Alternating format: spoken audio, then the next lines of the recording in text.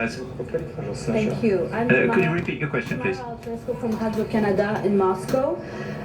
You said to a couple of my colleagues you wanted unbiased, fair questions and coverage. I have a fair question for you. It actually comes from my 9-year-old daughter, who asked me before I left to come here, what is the big deal with the summit? And it's quite a complicated answer for a 9-year-old. So I'd like you to explain to us, in your own words, Mr. President, why is this relationship so complicated? And also, she'd like to know, and I'd like to know, why are young people not allowed to protest in Russia?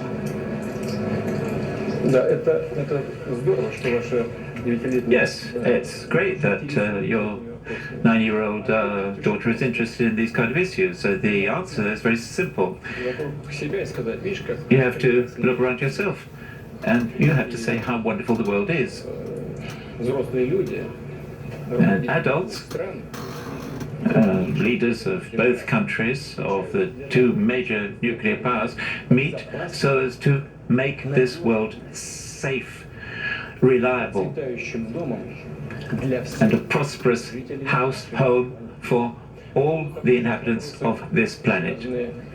They will be discussing questions about terrible weapons which restrict our activities, about not using them, about the environment, about rivers and seas being clean, so there shouldn't be floods or droughts, so there should be enough food for everybody on the planet wherever they are. And they will be talking about health issues, and when those children grow up, they will be able to confidently look into the future. And I should very much like to hope that today's meeting, in fact, shed light on those kind of considerations, ladies and gentlemen. Thank you very much for your attention. Did you notice how that he never answered her second question, which was how come the people over in Russia cannot protest?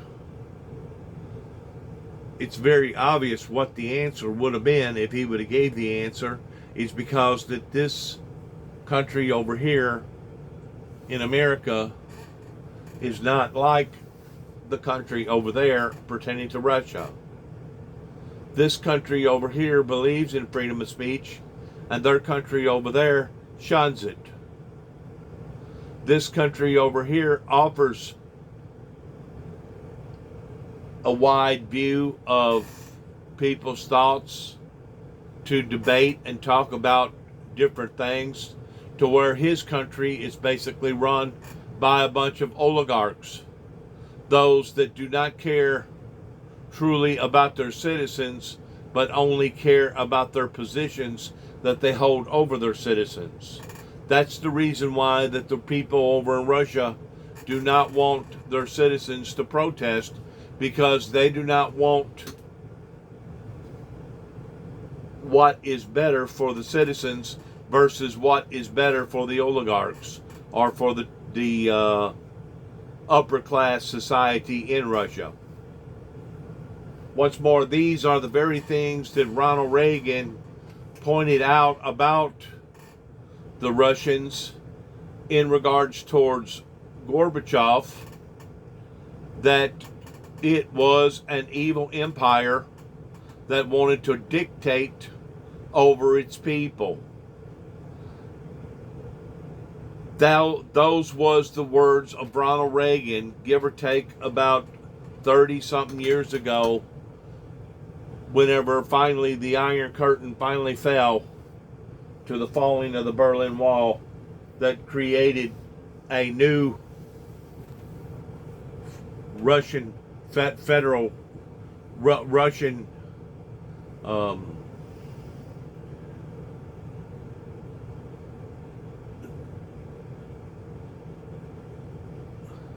agency over there compared to the old one. The bad thing about the new federal Russian Federation is that their ideology is still the same as the old Soviet Union, that once more done the exact same thing to their own citizens towards keeping them under bondage and basically holding them against their own will to the point that they was not allowed to voice their opinions about their own government. We're looking at the scenario of one step forward, then two steps back in regards to Mr. Putin. And I believe Mr. Putin is intelligent enough to know that what he is doing is wrong according to the agreements that happened 30 plus years ago, but because of his position that he holds with the upper class oligarchs in his country, he will refuse to answer or tap around that particular question. So there you have it, a nearly 1 hour Q&A session, a news conference, a nearly 1 hour session that President Putin just had with reporters, answering questions on a whole bunch of issues. Lots of news there. He didn't budge, though, on anything as far as Russia is concerned. He defended every controversial issue that was coming up during the course of the summit. He spoke nicely about President Biden at one point, saying it was very efficient, a substantive dialogue. He said President Biden was very balanced, professional, an experienced man.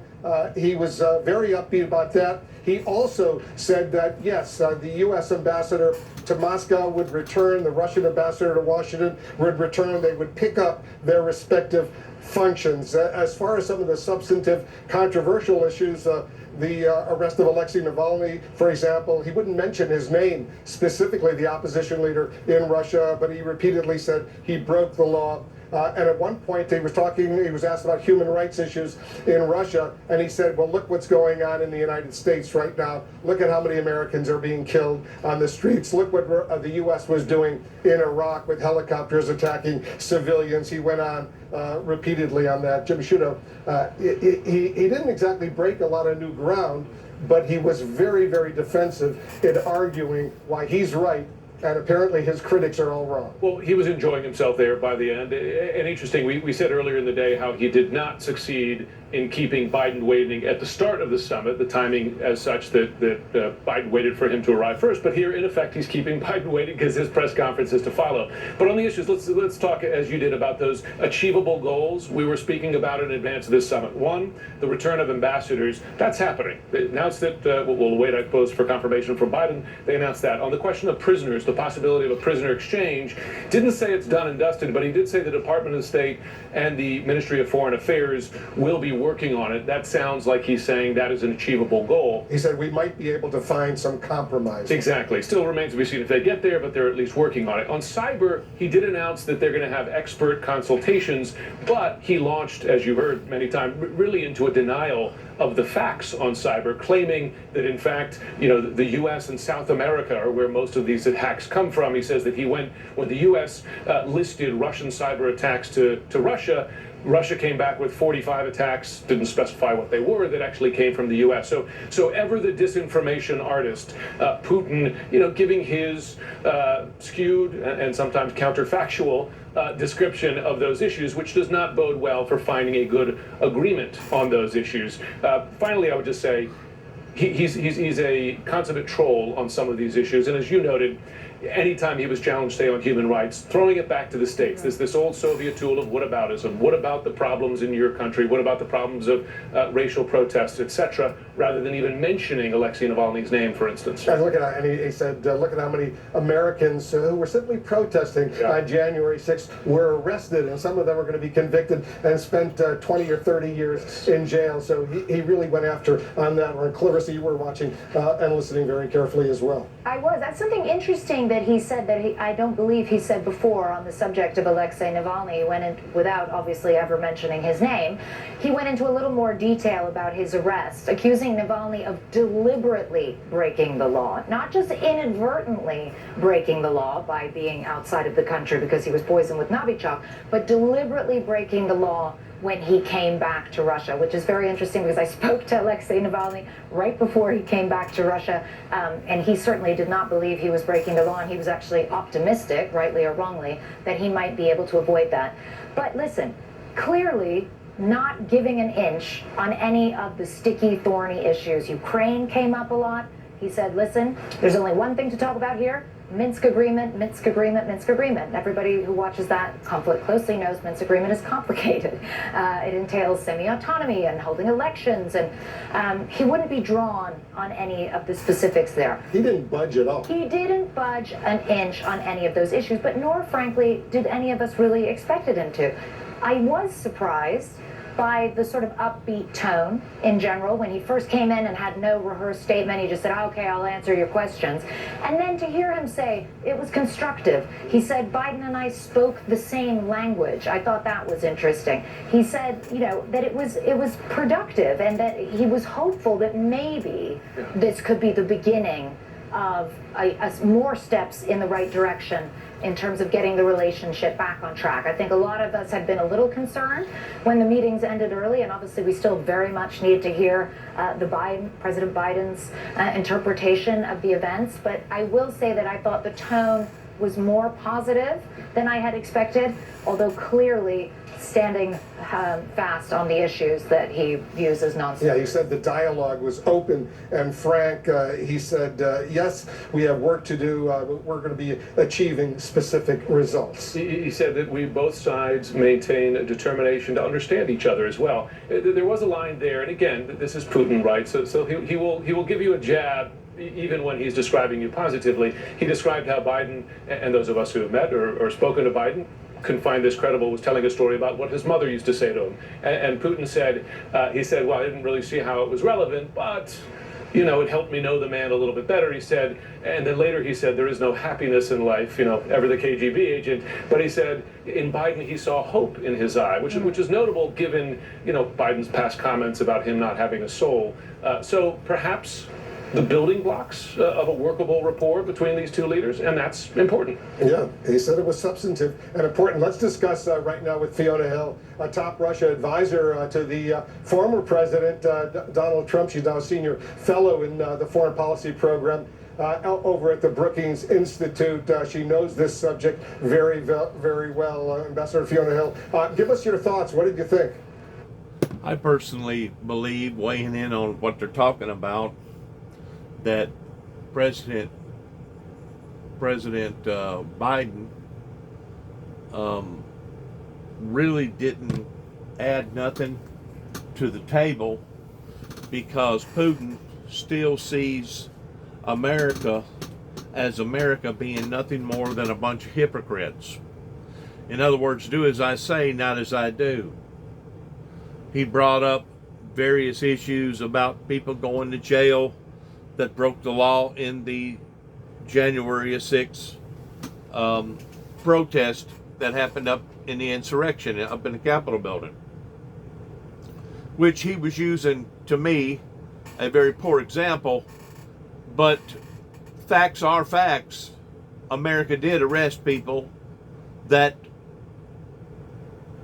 done physical damage to the building or to other people. So once more, Putin is taking that out of context. Why is he taking that out of context? Is because I believe that the American people have not fulfilled their obligations in seeing a movement, a spiritual movement pertaining to the windmill ministries, that they was under the influence of believing, going all the way back into the Reagan era, that the world was not going to be destroyed by a holocaust, a nuclear holocaust, but rather it was going to be destroyed by God in the fulfillment of the prophecies coming true out of Revelations. Whenever you have a group of people or a person that cannot see the results of those forecasts of what went on 30 plus years ago, and even to this day, they still want to keep me shunned. They still want to keep me submerged. They still want to keep me under oppression, suppression. because I've still not got no support team pertaining to a Joe Osteen support crowd.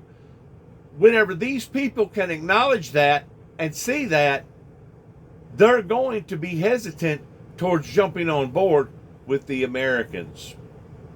And I mean that with all respect. I'm not trying to disrespect our country or the people in this country, but I'm saying it because this is the way that others see us. They see us as in do as I say and not as I do. And because of it, we have lost a great deal of credibility and respect here in the United States in the eyes of these people. Well, I have to agree with a lot of the assessment that you've got from Jim and Clarissa there as well. And I was listening along to the press conference. I missed the initial bit that was just described about him coming in and let's say no fixed agenda and let's answer your questions. That's classic Putin. He likes to take command of these kinds of events. He likes to spar with journalists and people asking him questions. I did notice by listening very carefully to the Russian that his tone was very dispassionate and matter of fact and, slightly cynical. As Jim said, this whataboutism is kind of a classic Putin play as well, just turning every question back either to the questioner or also to things that are happening in the United States or whichever country that he's meeting with. There was also, a classic way in which he's very offhand with the journalists.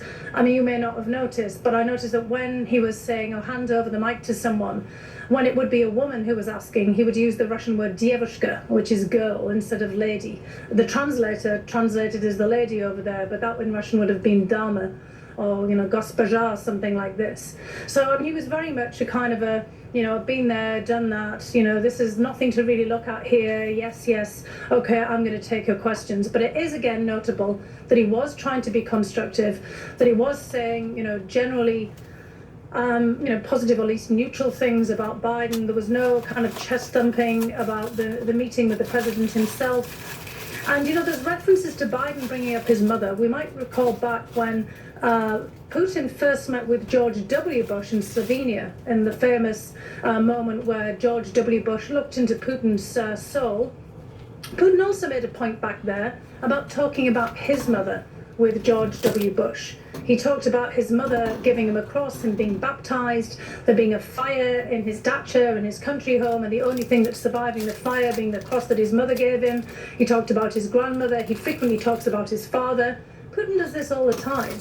So, he himself knows how to create a kind of a connection with people. And, I think that out of this, what we can at least expect is some more professional meetings. I thought it was also very interesting. I got hold of a who's who was in the meeting on our side, a very classical, professional set of people, many who were Russian speakers, Tori Newland, Eric Green, Sturgos, also from the National Security Council who speak Russian. And on the Russian side, very interesting inclusion of General Gerasimov, the chairman of the Joint Chiefs equivalent. He's been speaking behind the scenes with General Milley, the chairman of the Joint Chiefs of Staff in the United States, frequently. There was also Peskov, the press secretary, who's more than that. I mean, he's really a diplomat. There was also Dmitry Kozak, who is a chief aide to the president who deals with Ukraine. And there was also Ambassador Lavrentiev, who deals with Syria. So the Russians were also signaling that they mean business, and they've got a pretty standard agenda of issues that they want to pick up, if not in that meeting, moving forward. Was there anything that surprised you coming from Putin today, Ambassador Hill? Well, I think, I wouldn't say actually anything surprising, apart from the fact that he clearly wanted to keep the tone, generally cordial. So I think it was very important for Putin to have this summit. Let's move on and see what our president has to say in regards towards the next interview that Biden is supposed to stand on the podium and talk about.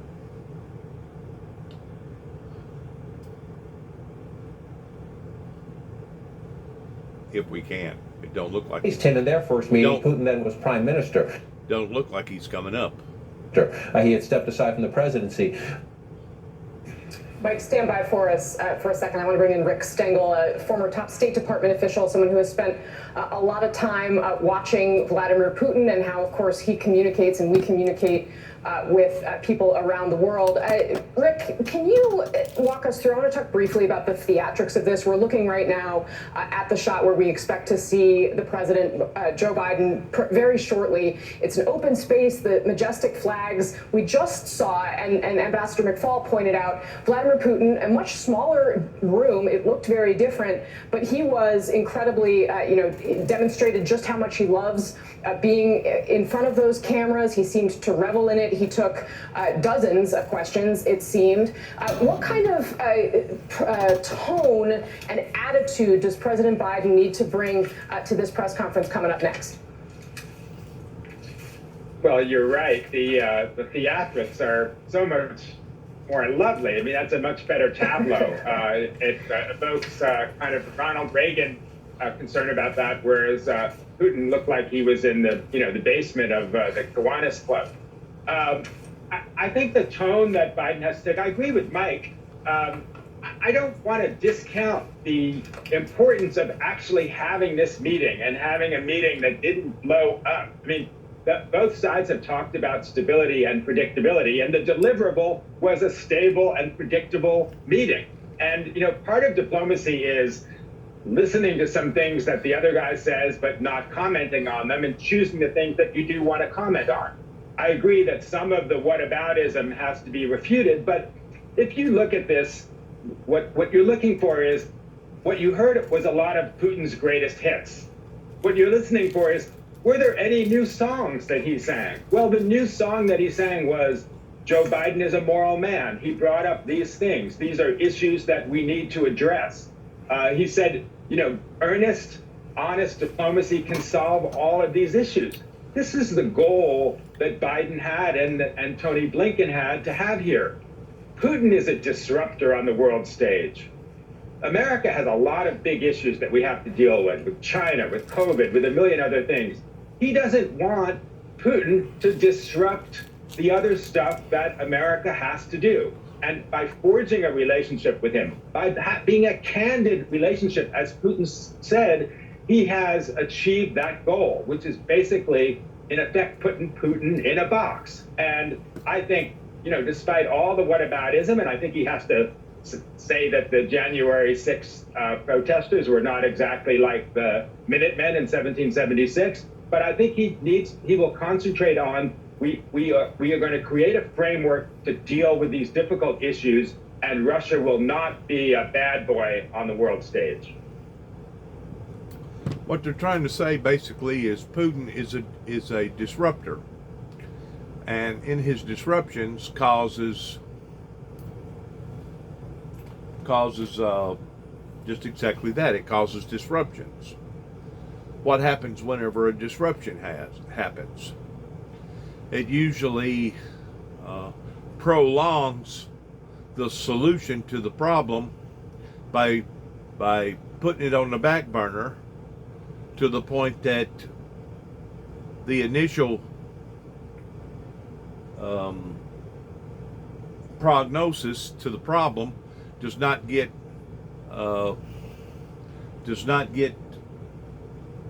fully examined, and basically you create a hurdle that is a disruption. Putin is a disruptor. Whenever it comes to the global stage, because obviously he does not want to play by the same set of rules that the rest of the people in the G7 summit wants to play by. Whenever you really try to corner him towards asking him questions, he's smart enough to either twist a question around and ask a question out of a question, or he just avoids the question, period. Why are people not allowed to protest in Russia? Well, he never got to that answer. But we all, and I mean all, including the Russians, know what the answer to that question would be. But you're not going to hear that come out of Mr. Putin's mouth. Because if he does that, then he's going to be acknowledging the words of Ronald Reagan that they are, in fact, an evil empire that is ruling over their citizens over in Russia. And it's not just Russia, it's China, it's other foreign countries over in South America and Mexico, by doing what they're doing to their citizens. That's the reason why so many citizens right now in South America and Mexico wants to hurry up and come over here to the United States, even as being marked as illegal immigrants, towards trying to save their children and their children's futures. That's why. Because they can see through the smoke screen and understanding that what these oligarchs, these people that are committing these types of humanitarian crimes against their people are doing. Let me bring in Gary Kasparov, obviously.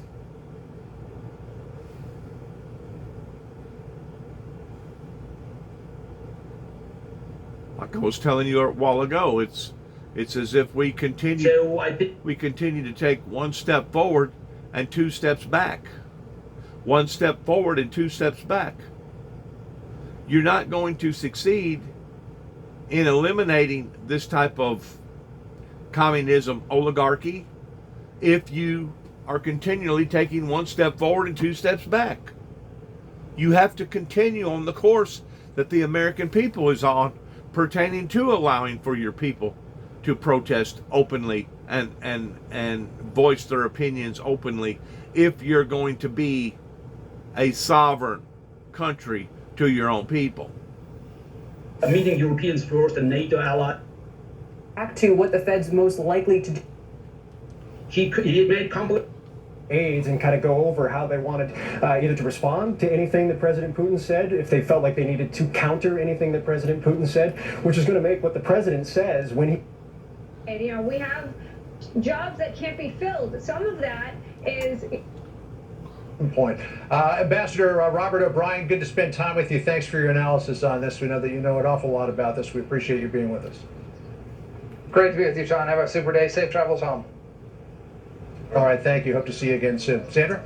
More now on our top story and President Biden's meeting with Vladimir Putin. Let's bring in House Minority Whip and Louisiana Congressman Steve Scalise. We can leave that live shot up there in Geneva because we're about to see the president walk up to the microphone. And Congressman, great to see you. Thanks for joining us. To what Mike Pompeo had to say earlier on all of this, talking about just the optics of this, what we're about to see. This is going to be President Biden standing there alone giving this news conference after we saw President Putin deliver a solo news conference. The former Secretary of State said that this shows enormous weakness not to stand up together with Putin on that stage and talk to reporters. He said Putin showed up loaded for bear. The fact that you can't stand up 6 or 8 feet from your adversary and tell the world what you talked about, he worries that this shows weakness. So set this up for us as we await the president to take questions from reporters here. Yes, Sandra, unfortunately, we've seen a lot of weakness from President Biden as it relates to Russia. I mean, you look, day one, President Biden kills the Keystone Pipeline, kills thousands of American jobs, undermines our relationship with Canada, and then he turns around just a few weeks ago and he gives financial incentives to Russia so that Russia can build a pipeline to Germany. So he helps Russia create Russian jobs and Russian energy dominance with Germany, and he undermines America's energy dominance that we had under President Trump. Is he going to stand up to President Putin on the hacking that's been done from Russians?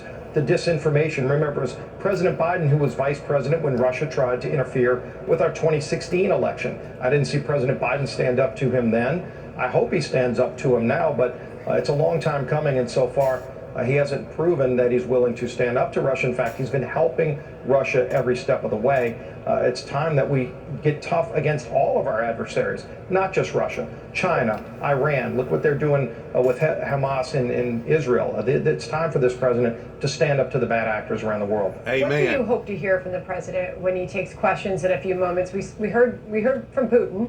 We heard his side of the discussions. Mike Pompeo also saying just a moment ago he hopes that Biden provides some clarity on the red lines in this discussion with Putin. What do you want to hear? Well, I'd like to hear him confront President Putin on what Russia has done to interfere with many aspects of American life. You know, you saw the hacking of the pipelines. There's a lot of other ransomware attacks that we see. The disinformation that Russia is very actively engaged in. Putin himself was engaged in more disinformation today.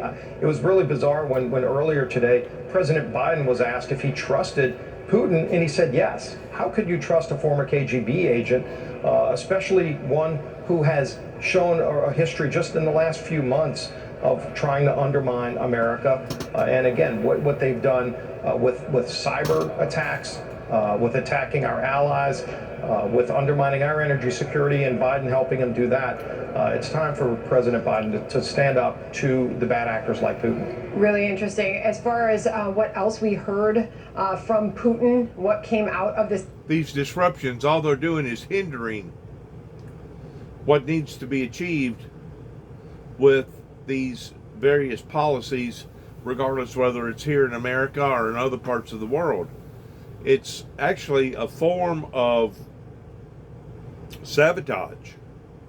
You're sabotaging the better interest of the will of the people, is what Putin is doing. And people can see that.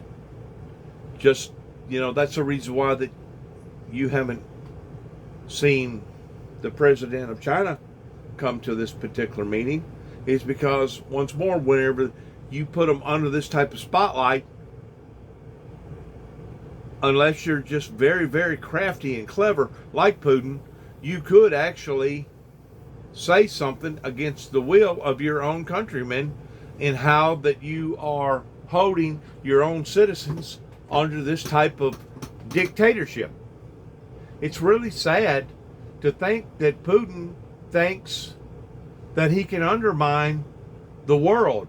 It's one thing to undermine part of his people in his own country pertaining to his citizenship in Russia. But it's another thing to think that Putin thinks that he can undermine not just the American people, but the world in trying to detour around various questions towards expecting various answers. It's really, it speaks volumes about who Putin really is. He and Biden don't see eye to eye on many issues. California issued a ban on the internal combustion engine car, internal combustion engine trucks. A few months later, he came back, issued another edict banning oil and gas drilling in the state. And then just last week, his folks, his staff met, and they discussed some additional plans. They're basically saying all of these bans that are happening today, they're not enough. They're going to have to go further. Hey, Tiffany, forgive me for interrupting, but we see a gentleman getting up at the podium there. He's putting the notes of President Biden out on the podium. That's what's going on. We did get the 2-minute warning, so he's about to come in. Tiffany, I'm going to ask you to focus specifically on our relations with Russia. The fact that we have an administration now that's really attacking the fossil fuel industry on many fronts, how does that help Russia? Well, I will say that in terms of global dynamics, global politics in general, certainly the more that we can produce oil and gas in this country, the better off we are. We want the ability to be able to produce in this country, and we do not want to be reliant on other countries for our oil and gas resources. Well, in fact, during the colonial hack, which a lot of intel sources put right at the hands of the Russian government, we ended up importing. We used to be energy independent. We ended up importing oil and other fuels from other countries. Some people say including Russia. Is that true? That's absolutely true, and that's the case that we do not want. We have significant amounts of resources in this country. We should be energy independent. That is what is ultimately going to be important. And as your last story was talking about impacts to the economy, if we don't have energy independence in this country, that certainly is going to have repercussions on the economy. Now, one of the first things that the president did upon becoming president was get rid of the Keystone Pipeline, kill that project essentially. And almost simultaneous to that, he gave the Russians a free ride on their pipeline, their gas pipeline to Europe through Germany. Does that make any sense? I mean, aren't our pipelines more important to Americans than the Russian pipeline? David, you're absolutely right. Our pipelines are absolutely essential, and they're important to be able to ensure, again, that we've got access to those vital energy resources that we need to get from point A to point B during the course of our day. We need those resources. We shouldn't be encumbering the ability of the state, of the country, to produce those Tiffany, resources. thank you very much. I personally believe that Biden done that not because we didn't need the jobs, but he done that for a symbolical statement that we are serious about greenhouse effects, about the environmental global warming, and because of it, we are showing our interest to be in other areas other than just oil pertaining to alternative fuels, regardless whether it's solar, wind, or other type of resources. That's the reason why I think that Mr. Biden done that. Now, I may be totally wrong, but whenever you have all these facts pertaining to science, I mean, just this week alone, they claim that by this weekend, and here we are basically just in the middle of June, way away from the latter part of July and August, whenever it's supposed to get its hottest during this time of period here in America. But whenever you have record-breaking over 100 they claim that there'll be over 100 records broken of the hottest period ever at this time here in America, pertaining to the highs that it's supposed to hit. You know something is happening towards our environmental crisis that we are in, that still to this day, probably over half the American people have not yet swallowed that pill and believing it. So there you go there. I mean, you have to look at what our leaders is trying to get their message across, and it would be contradictory of itself if you continue to say one thing and do another. That's why I think that the oil line got shut down. That's just my opinion. I understand President Biden is walking out. There he is. He's got a little hop to his step there. President Biden responding to his conference with Mr. Putin. Let's listen. I know it was easy getting into the pre-meeting. There was no problem getting through those doors, was it? Was there? Anyway, hello everyone. Well, I've just finished the last meeting of this week's long trip, the U.S.-Russian summit. And I know there were a lot of hype around this meeting, but it's pretty straightforward to me, the meeting. One, there's no substitute, as those of you who've covered me for a while know, for face-to-face dialogue between leaders. None. And President Putin and I had share a unique responsibility to manage the relationship between two powerful and proud countries. A relationship that has to be stable and predictable. And we should be able to cooperate where it's in our mutual interest. And where we have differences, I want President Putin to understand why I say what I say and why I do what I do, and how we'll respond to specific kinds of actions that harm America's interest. Now, I told President Putin my agenda is not against Russia or anyone else. It's for the American people. Fighting COVID-19, rebuilding our economy, reestablishing relationships around the world with our allies and friends, and protecting the American people. That's my responsibility as president. I also told him that no president of the United States could keep faith with the American people if they did not speak out to defend our democratic values, to stand up for the universal and fundamental freedoms that all men and women have in our view. That's just part of the DNA of our country. So human rights is going to always be on the table, I told them. It's not about just going after Russia when they violate human rights. It's about who we are. How could I be the President of the United States of America and not speak out against the violation of human rights? I told him that unlike other countries, including Russia, we're uniquely a product of an idea. You've heard me say this before again and again, but I'm going to keep saying it. What's that idea? We don't derive our rights from the government. We possess them because we're born, period. And we yield them to a government. And so the forum, I pointed out to him that that's why we're going to raise our concerns about cases like Alexei Navalny.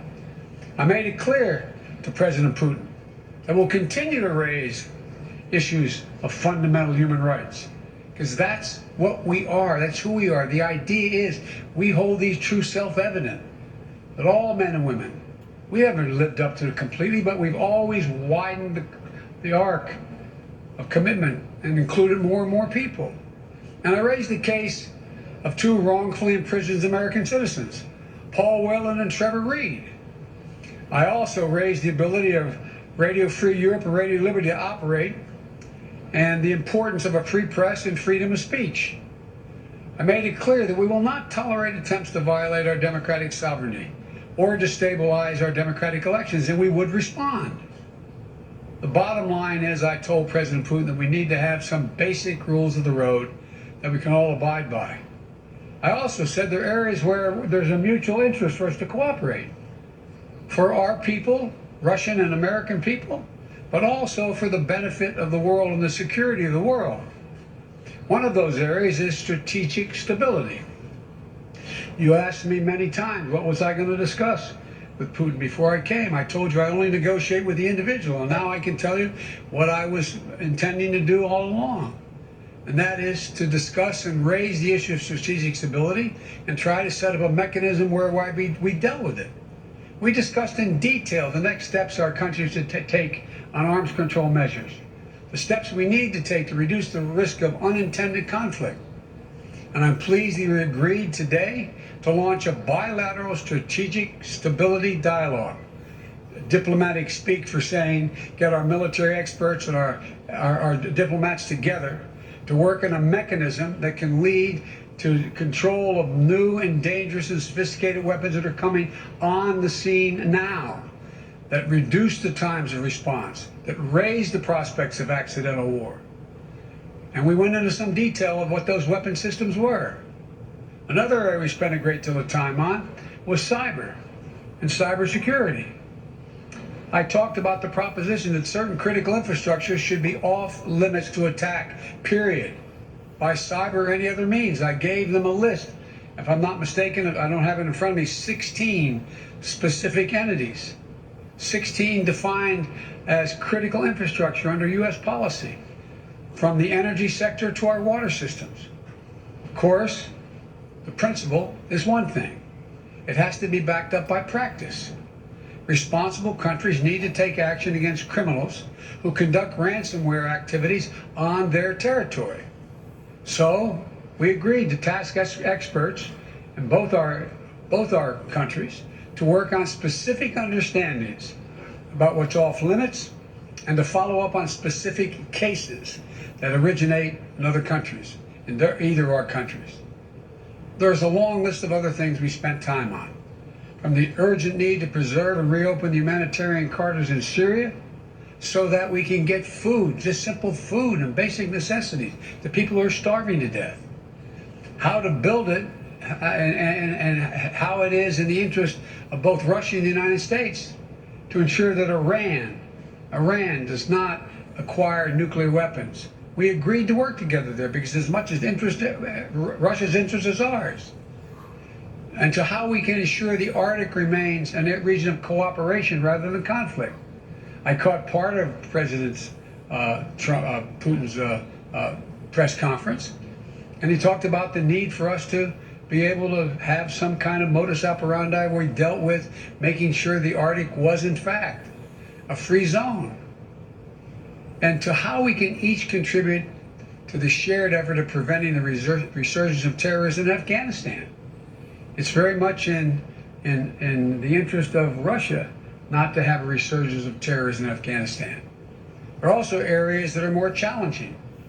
I communicated the United States' unwavering commitment to the sovereignty and territorial integrity of Ukraine. We agreed to pursue diplomacy related to the Minsk agreement. And I shared our concern about Belarus. He didn't disagree with what happened. He just has a different perspective of what to do about it.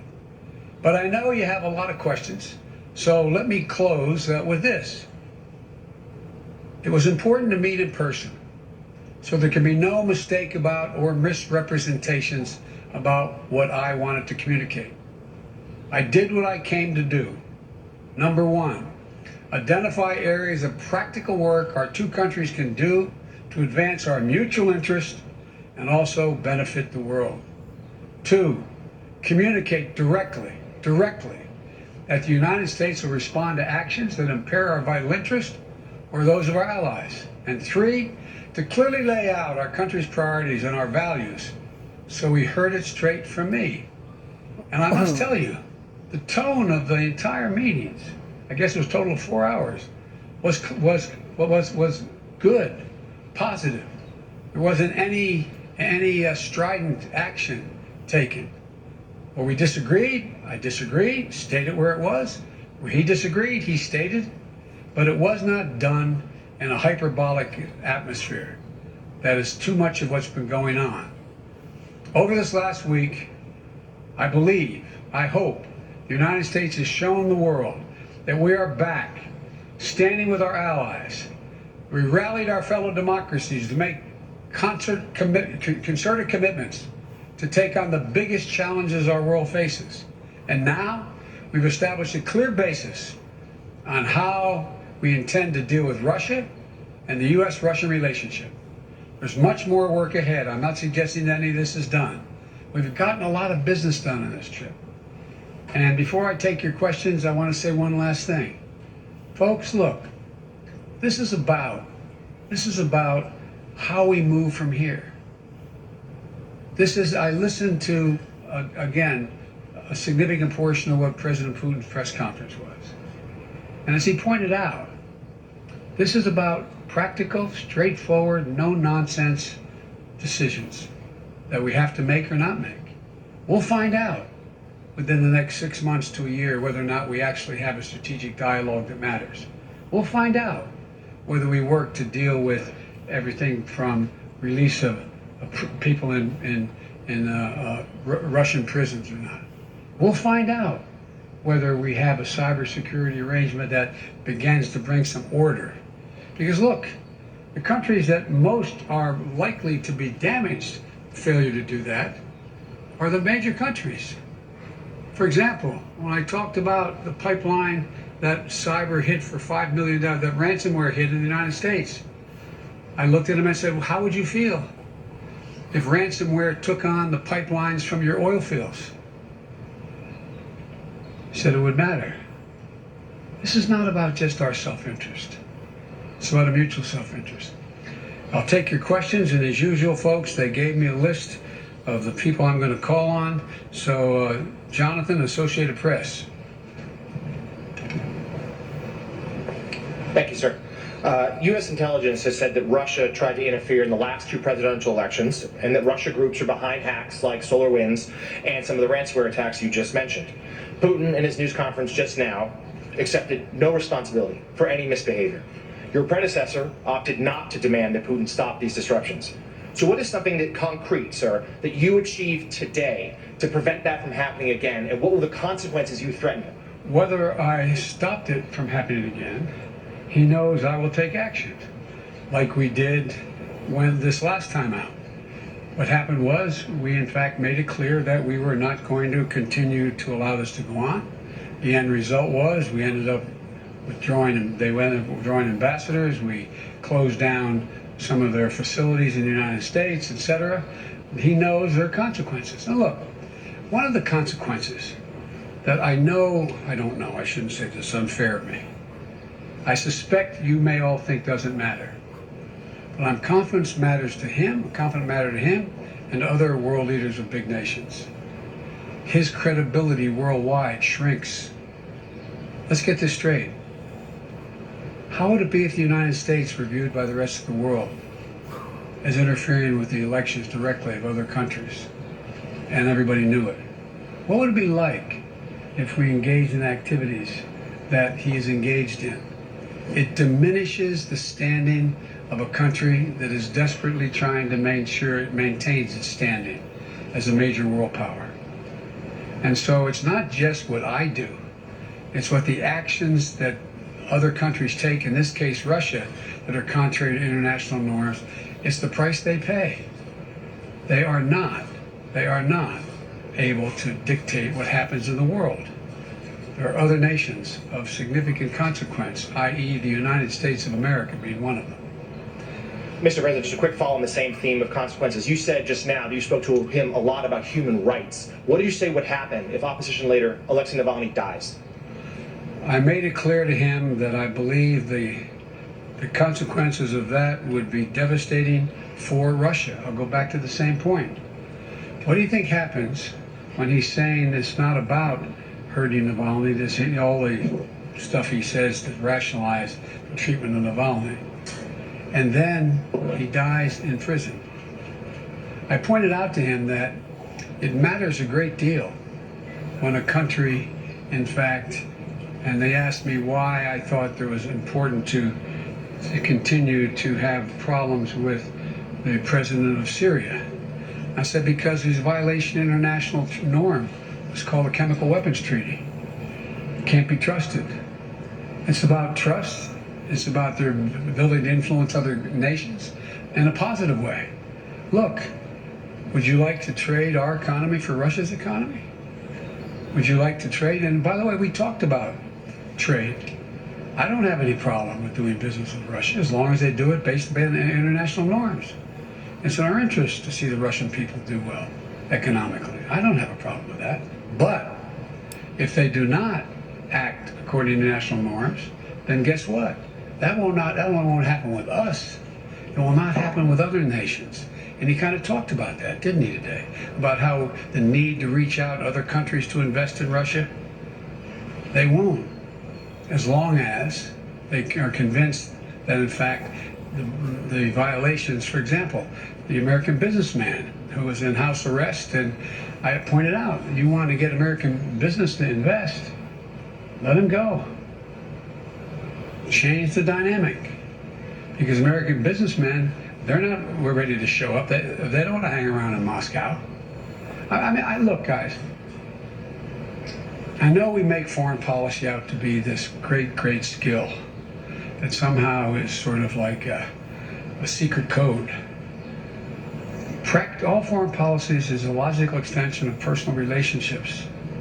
It's the way human nature functions. And understand, when you run a country that does not abide by international norms, and yet you need those international norms to be somehow managed so that you can participate in the benefits that flow from them, it hurts you. That's not a satisfying answer. Biden said he'd invade Russia. It's not, By the way, that was a joke. That's not true. But my generic point is, it is more complicated than that. David Stanger. I thought I just saw David. There he is. Thank you, Mr. President. In the run-up to this discussion, there's been a lot of talk about the two countries spilling down into a Cold War. And I'm wondering if there was anything that you emerged from in the discussion that made you think that he... I would take my coat off. The sun is hot. Anything that would make you think that Mr. Putin has decided to move away from his fundamental role as a disruptor, particularly a disruptor of NATO and the United States.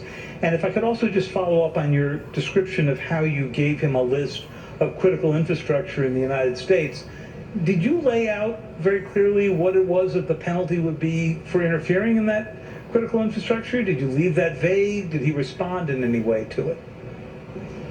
Let me answer I'll answer your second question first. I pointed out to him we have significant cyber capability. And he knows it. He doesn't know exactly what it is, but it's significant. And if in fact they violate these basic norms, we will respond.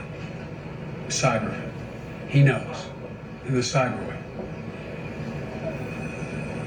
Number two, I think that the last thing he wants now is a Cold War. Without quoting him, which I don't think is appropriate, let me ask you a rhetorical question.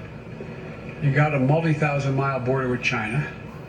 China is moving ahead, hell-bent on election, as they say, seeking to be the most powerful economy in the world, the largest, and the most powerful military in the world. You're in a situation where your economy is struggling. You need to move it in a more aggressive way than in terms of growing it. And I don't think he's looking for a Cold War with the United States. I don't think it's about as I said to him, I said, your generation and mine are about 10 years apart. This is not a kumbaya moment, as they used to say back in the 60s in the United States, like, let's hug and love each other. But it's clearly not in anybody's interest, your country's or mine, for us to be in a situation where we're in a new Cold War. And I truly believe he thinks that. He understands that. But that does not mean he's ready to, quote, figuratively lay down his arms and say, come on. He still, I believe, is concerned about being, quote, encircled. He still is concerned that we, in fact, are looking to take him down, etc. He still has those concerns. But I don't think they are the driving force as the kind of relationship he's looking for with the United States. Jennifer Jacobs. Yeah. Thanks. Thank you, Mr. President. Is there a particular reason? Yeah. Okay, hang on.